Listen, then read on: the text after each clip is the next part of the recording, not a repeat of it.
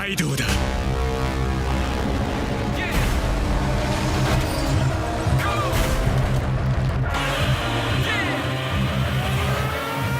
Okay, let's be real here. That's not really a fair comparison. This fight here is nothing compared to what we're getting in this chapter here. Pure epicness. A true battle of the titans.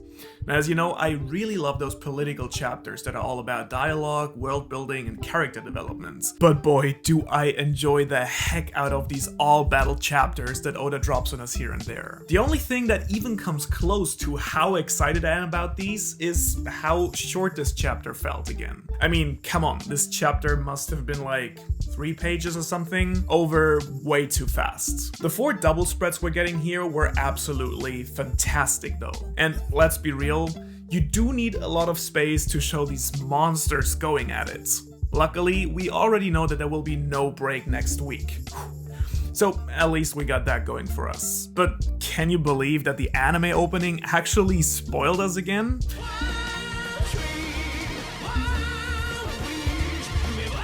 Not exactly sure how far they're willing to take this, but I mean in the end I guess it wasn't too major at least. Also, I can't tell you just how much fun it is reading the chapter from the official Shonen Jump magazine. Just a completely different vibe going to the store late at night and flipping through the pages. Actually makes me want to get into other stories as well, I think. But for now, grab yourself a big hot cup of coffee and let's discuss One Piece chapter 1002. Damn, these new numbers kind of feel weird to say. We kick off the chapter right where we left off last time, with Kaido transforming back into his dragon form. And right off the bat, in the very first panel here, we have some great setup for my favorite part of this chapter.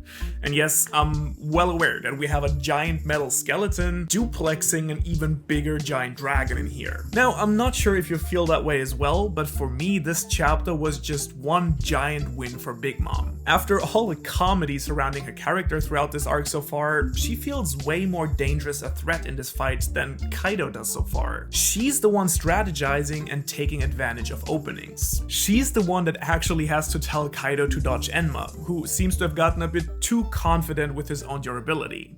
And she's also the one who is dealing major damage to the supernova. I really think Big Mom is genuinely scary here. Nothing of the childish and goofy oaf that we've been getting, but smart, cunning, and calculating.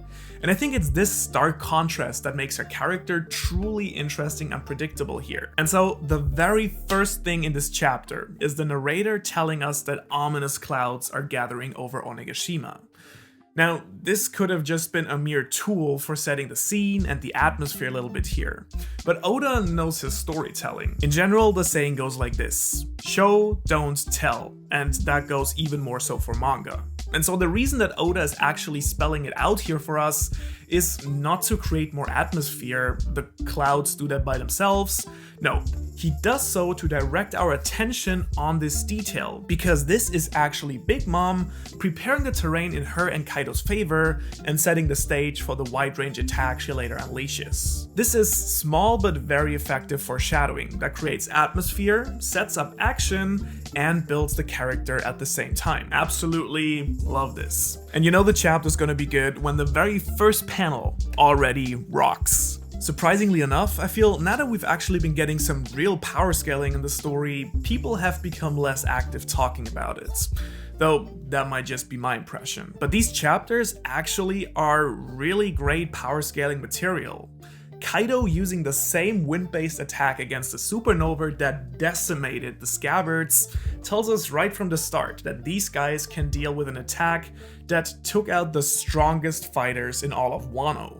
Law casually teleporting away while Zoro just flicks the Scythe to the side, Kid simply tanking the attack, while Luffy does not only dodge it, but actually counters it and lands another massive hit on Kaido. Kid then does his suplex that looks fantastic, but honestly doesn't really seem to be very effective, while Law on the other hand finally uses his Gamma Knife ability, while Killer shows us some of his true abilities as well, using a sort of sonic attack that is able to circumvent Kaido's tough skin and slice him up from the inside. Right after this barrage of hits on Kaido, however, Big Mom starts unleashing attacks as well. As it turns out, the clouds that have been gathered give her something like domain control here, a technique called Jizaiten, which is the name of Shiva's pantheon in Japanese. Who knows, maybe Oda has also been reading too much Jujutsu Kaisen recently. Now, Luffy jumps in to save Killer from being eaten by Kaido.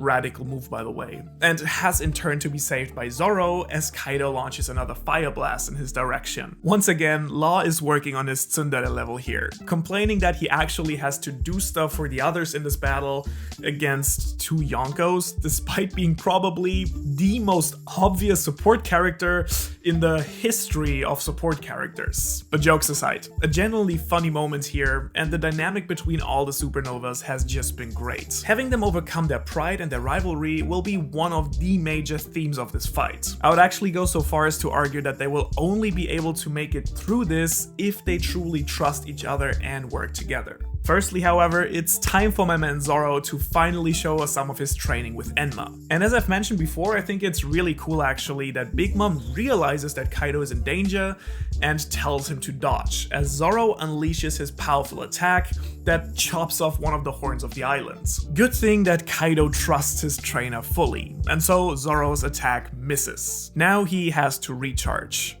Oh shit, no, I didn't mean that literally, but too late. Big Mom, once again absolutely brutal here, uses this opening and fries Zoro with one of her lightning strikes, while she unleashes more of them on the other supernova in a fashion that would have probably made Anil very, very proud. And perfectly in line with this parallel, after what feels like forever, Luffy comes out of this completely unharmed, declaring that he is made out of rubber. And the only thing that's better than Big Mom's face at this is how Luffy then goes on to tank one of Kaido's fire blasts head on as well, before unleashing an absolutely epic looking Kong Gatling. And after all this, I have to say, I'm just really proud of Luffy.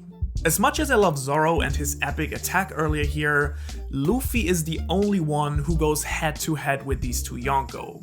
And his fighting feels on a completely different level than before, miles ahead of what we saw against Katakuri. Now, that being said, I truly wonder how this is all gonna play out. I think we can all agree that neither Luffy nor Kaido have already shown their full deck here. We're all waiting for the hybrid form and a possible awakening. However, I also want to mention that Big Mom has stayed completely damage-free so far. And I would like to remind all of you of Kaido's own prediction that pirates will betray you the moment it seems like they'll lose. Getting this much damage in front of Big Mom's eyes might be a very dangerous thing to do for him. And in the case that Kaido still hasn't been dealt any significant damage, things might then start to look a bit gloomy for the supernovas here as well. A very easy 10 out of 10 chapter for me. If you enjoyed this review, make sure to leave it a like. Thanks for watching, peace.